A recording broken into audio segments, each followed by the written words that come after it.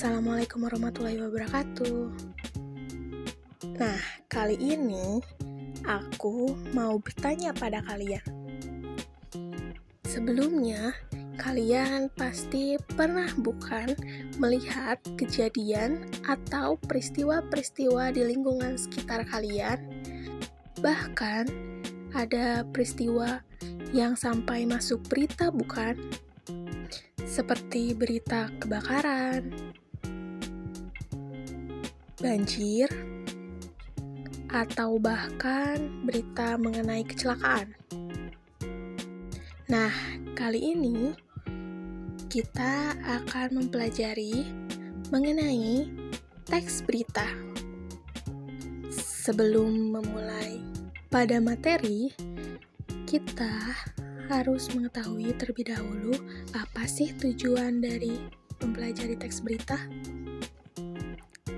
Yang pertama, kita harus mengetahui apa sih teks berita. Yang kedua, kita harus mengetahui apa saja struktur, unsur, dan kaidah kebahasaan yang terdapat dalam teks berita. Ketiga, kita diharuskan mampu untuk menuliskan bagaimana sih teks berita itu. Nah, sekarang kita simak yuk materi teks berita. Materi yang pertama mengenai pengertian teks berita. Teks berita adalah teks yang melaporkan kejadian, peristiwa, atau informasi mengenai sesuatu yang telah atau sedang terjadi secara faktual.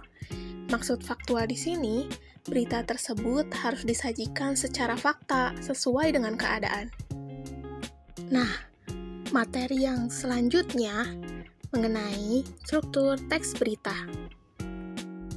Struktur teks berita ada 4. Yang pertama, judul berita.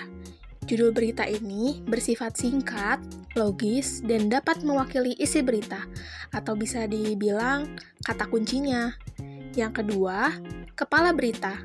Kepala berita membahas mengenai 5W1H.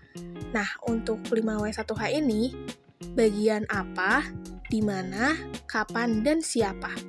Lalu yang ketiga, ada tubuh berita. Tubuh berita ini lebih menjelaskan latar belakang atau alasan suatu peristiwa bisa terjadi. Lalu yang keempat, ada ekor berita.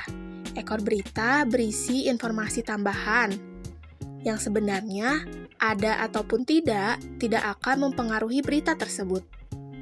Nah, kali ini kita akan membahas mengenai unsur-unsur teks berita. Unsur yang pertama ada kata apa. Apa di sini merupakan unsur pertama yang wajib ada dalam menulis sebuah berita untuk menjelaskan peristiwa apa yang sedang terjadi. Lalu ada kapan. Kapan di sini menjelaskan waktu terjadinya peristiwa tersebut. Lalu yang ketiga ada di mana. Di mana menjelaskan tempat di mana peristiwa itu sedang terjadi. Lalu yang keempat ada siapa. Siapa di sini menjelaskan siapa saja sih yang terlibat atau ada dalam peristiwa tersebut. Lalu yang kelima ada mengapa. Mengapa di sini menjelaskan mengapa peristiwa itu bisa terjadi. Lalu yang terakhir ada bagaimana. Bagaimana di sini menjelaskan proses bagaimana peristiwa tersebut dapat terjadi. Nah, jadi 5W1H ini adalah unsur-unsur yang sangat penting dalam sebuah berita. Buat teman-teman nih, kalian harus lebih teliti untuk menganalisis mengenai adik Simba ini. Lalu, materi selanjutnya ada kaidah kebahasaan. Kaidah kebahasaan yang pertama ada kalimat tunggal. Kalimat tunggal adalah kalimat yang terdiri dari satu pola kalimat, yaitu terdiri dari satu subjek, satu predikat, dan bisa dilengkapi oleh objek dan keterangan. Pada utamanya, kalimat tunggal terdiri dari satu subjek dan satu predikat. Lalu yang kedua, ada kalimat majemuk. Kalimat majemuk ini mempunyai 2 pola kalimat atau lebih. Selain itu, kalimat ini memiliki penghubung yang bisa memperjelas kalimatnya. Yang ketiga, ada konjungsi atau kata penghubung. Kata penghubung di sini bermakna kronologis, seperti kata sejak itu, lalu, sebelum, setelah, pada akhirnya, mula-mula, kemudian, sementara itu, pertama, kedua, dan ketiga.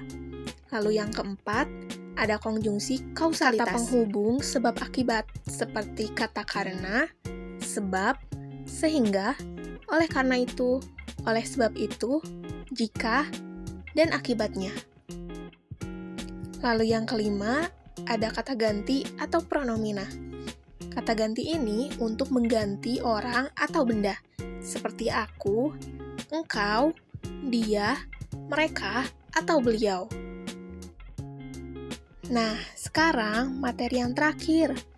Ada langkah-langkah menyajikan teks berita. Dalam langkah-langkah teks berita ini, terdapat 6 poin. Yang pertama, menentukan topik berita. Yang kedua, mencatat fakta-fakta sesuai dengan pola adik Simba atau 5W1H. Lalu yang ketiga, menyusun kepala berita. Yang keempat, menyusun tubuh berita. Dan yang kelima, menyusun ekor berita. Dan yang terakhir, mengedit teks berita dengan memperhatikan struktur dan kaidah kebahasaannya. Nah, gimana nih? Kalian udah paham kan mengenai materi-materi tersebut? Nah, setelah kita paham mengenai materi tersebut, kita dapat mempraktekannya dengan membuat sebuah teks berita.